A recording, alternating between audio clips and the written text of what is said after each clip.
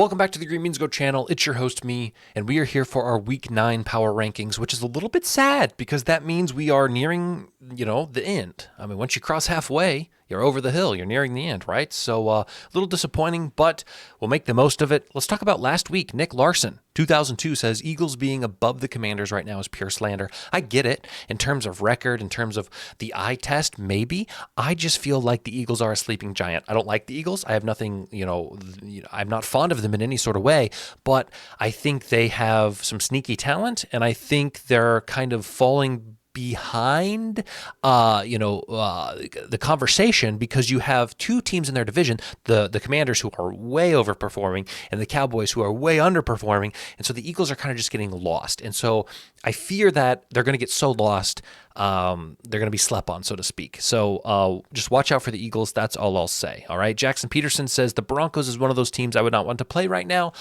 Yeah, especially if you are a subpar team. I think the Broncos have had a very, very cush schedule this year.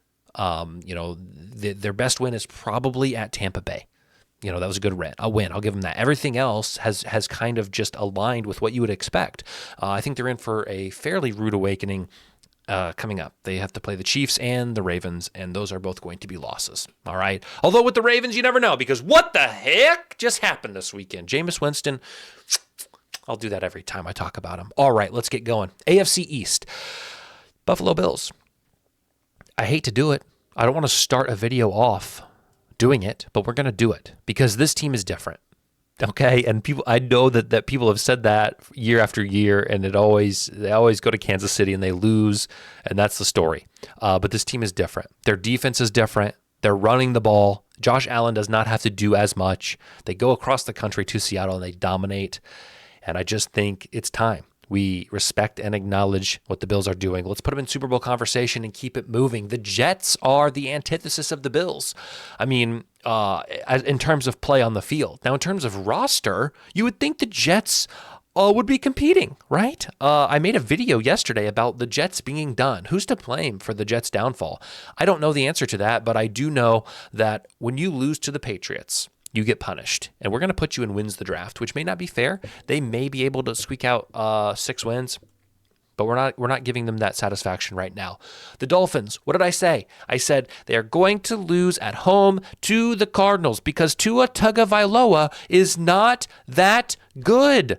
The Cardinals are better than them. They're 4-point underdogs, the Cardinals were. And they went in and they won the game. Guys, Miami, again, a team with talent. We can see that talent does not mean anything if they can't get it done. I'll put them at 6-11. Patriots wins the draft. All right, AFC South, a division that is slowly getting away from everybody except Houston. We'll put Tennessee in wins the draft, absolutely decimated by the Lions, but that is a common occurrence when people are facing the Lions this year. Jacksonville Jaguars lose to the Packers, although it was closer than I expected. Another team with talent on paper. What is with these AFC teams and having talent on paper, but when they step out on the field, they look like a JV squad? I don't know. Jaguars, we'll put them in 6-11 as well, and maybe that is too generous. Colts. All right, a lot of stirrings in the media about Anthony Richardson checking himself out of the game. I don't blame him for being honest. In fact, I respect him for facing the media and admitting why he did that. If you want to talk about, his conditioning, if you want to say you are the leader of this team, you need to be in better shape, fine. The next play that was ran was a handoff. He could have been in for a handoff. Like, I get it. I see both sides of this. The bottom line is, if the Colts are playing for the future, which I think they are, let's let Anthony Richardson get his reps. If the Colts have their eyes on playoffs and beyond for 2024, put in Joe Flacco because Anthony Richardson is not it, okay? Now, what do I think is the best move for the Colts? Probably, I don't know, though. The AFC is so soft this year. Probably keeping in Anthony Richardson, all right? This team does have potential to still make the playoffs because of how weak the AFC is, so we'll put them in the whom category.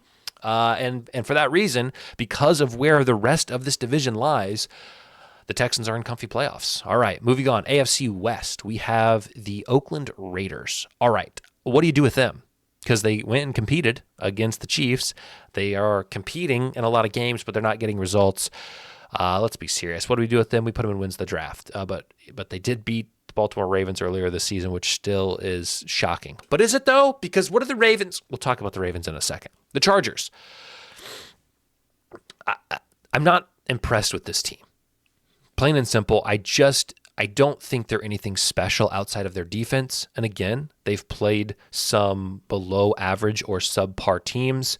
The Saints, they beat the Saints this weekend. What does that mean? The Chiefs are going to win this division, but there is an outside shot that the Chargers make the playoffs with a wild card. So we will put them in Week 18 Warriors just because I think it's going to come down to the final weeks of the season to decide. Same thing with the Broncos. Although looking at the Broncos' schedule, it's going to get a lot tougher. So I'm going to put this here to appease the masses, mostly Jackson Peterson 6'4", 4'8". But I do think if I was making this list in a diary that I would lock up and have nobody read, I put them down here. I don't think this team is that good. I think they're the beneficiaries of a soft schedule. Go look at their schedule. Go look at who they've lost to. Go look at who they've beaten. You're not going to be impressed by who they've beaten. Just saying. Chiefs, because I want to be authentic, because I want to have 1-1 like a Super Bowl would be, I'm going to move the Chiefs down. I get it, guys. Darned if I do, darned if I don't with the Chiefs. If I put them in Super Bowl conversation, inevitably people are going to say, well, they're kind of looking rough this year. They're not really winning convincingly. They've got some weaknesses. I don't know if they're the Super Bowl team. If I put them in comfy playoffs, you guys say, this is undefeated. They're undefeated in the Super Bowl. What are you doing? We need a middle category. Super Bowl conversation, the Kansas City Chiefs, comfy playoffs. I'll put them there. Golly. Bengals. Lose to the Eagles. Not surprisingly to me. But again, the AFC is so weak that I think this team has a legitimate shot to grab a wild card. So we'll put them in Week 18 Warriors. Ravens. I mean, guys, you can't do that. Maybe this conversation should be about Jameis Winston and the positives, praising the Browns for what they were able to do. But at the end of the day, it's on the Ravens. I mean, the Steelers are catching up. The Steelers may win the division. I don't know. This division gave me nightmares from week 1 of these power rankings, and it's week 9, and I'm still unable to decide who in this division is the real deal.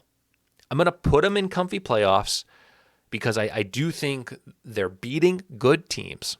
They're losing to bad teams, which is not a recipe you want, but I think it's a wake-up call. So we'll do that, but I am on high alert. Good for Jameis Winston, like I said. Winning against a divisional opponent, 300 passing yards, looked really good doing it. He's going to be the guy probably for the rest of the season, but I don't know if it's going to matter at this point, so we'll put him in wins the draft.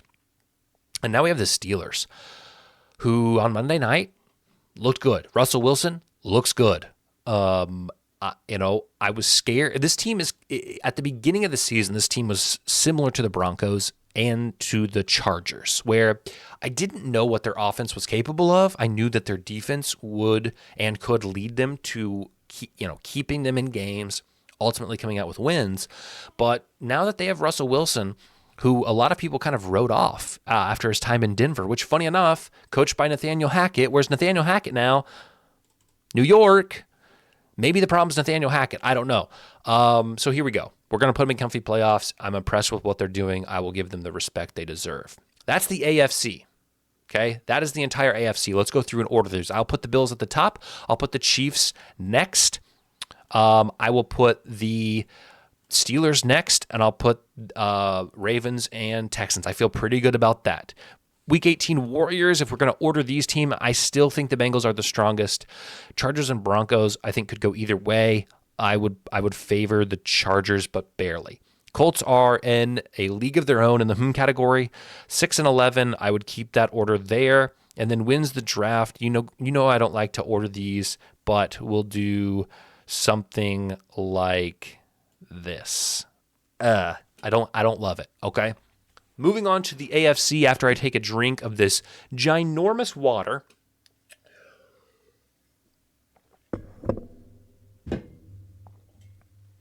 You ever try to drink fast because you know you're recording a video and it just doesn't go down right? That's what we're doing. Okay, NFC North. Let's do it. Packers. I liken the Packers to that of the Eagles, where people are talking about them, but not to the degree that I think they should be. Their division is extreme, the best division in football. And I think the way they're playing, the way they're going to be tested. Now, Jordan Love is hurt. They do have a big game this weekend against Detroit. But I definitely think they're a very strong team with serious wild card potential. So we'll put them in Week 18 Warriors and understand that comfy playoffs, may be on the horizon. If they beat the Lions this week, we'll move them up. All right, Bears. They lose to Washington, as I expected, as I predicted in my video this week when I picked all the games. Again, the Bears have had a fairly easy schedule, and I don't know if when they start playing some of their division rivals, if they're going to hold up. So I'm going to put them in which again, you guys may have a problem with, but I think I don't think they're going to win more than a third of their divisional matchups for the rest of the year. So that's why I'm putting him there. The Vikings are kind of falling off. Loss on Thursday to the Rams, a disappointing loss, an underwhelming loss. But again, because of how they started the year and because of their talent, I'll put them in Week 18 Warriors. The Lions are going to stay in Super Bowl conversation. I don't know. Like I've said this all year, and I've gotten criticism. I've gotten pushback. Well, the Lions, guys. What do you, they just won by 50, they put up 50 points. I get it. It's on the Titans, but this team keeps bringing it. I mean, somebody in the comments is going to say, you called it from week 1. And I'm going to say, you're right. Thank you for acknowledging. Now I got everything else wrong, but at least I got that right. All right. Speaking of got everything else wrong, I could not have been more wrong about the Dallas Cowboys. We'll put them at 6-11. And again, that may be too generous. Washington, we're going to put at this is so difficult for me. I'm going to make a stand. I'm going to take a stand, and I'm going to upset a lot of people. And here's why. I think the Eagles win both of their matchups against the Commanders, which will propel the Eagles above Washington in the division. So that leaves Washington to a wild card. That's what I'm going to do. You don't have to like it. That's my rationale. You're not going to see it right now. These are my power rankings based on the future. Maybe not right this week, but my rankings based on the trajectory of the season. All right, and maybe that's not how I should do the video. That's how I'm doing it. Giants, okay. Eagles, like I said, I think they'll win the division. I'll put them in comfy playoffs. I'm going to take that stand and make that stand. Let's do it. Rams might make they have a chance at the wild card too. They're getting healthy. They're peaking right now. Middle of the season is when you be fine to peak, I think anyway. They stay healthy or get healthy, continue to be healthy and stay healthy. They can make a run. So we'll put them in Week 18 Warriors. Golly, that is loaded. All right. The 49ers get a win, a much-needed win, and I made a bold prediction last video. Very bold prediction. Almost too bold. Extremely bold. One that Bob Battle had a question about, and if it wasn't such a long response, which I appreciate, I would have put it here in the comments. He basically says, you're clickbaiting. You're rage baiting your audience by saying the Niners are going to win so many games. I think they are. I genuinely think this is a good team. Christian McCaffrey comes back. I know they've had a lot of injuries. I truly can see them winning 11, 12 games this year. Okay. I think this will be the team that wins the NFC West. So I will put them in comfy playoffs. Arizona. Just an all-around okay guy, a set of guys. Just 53 guys you like to see, watch them play. Nothing special, nothing flashy. Kind of blends in like a lot of these other teams, but I think we got to respect them. And they're actually at the top of the NFC West right now. So what do you do? Do you give them the benefit of the doubt and put them in Week 18 Warriors? You might have to. What? Am I going to do this? That's chaotic. That's too much. We're going to do it. Seahawks, you're done. They're done. The Seahawks are done. They're done. Their schedule is going to get even rougher. They can't win at home.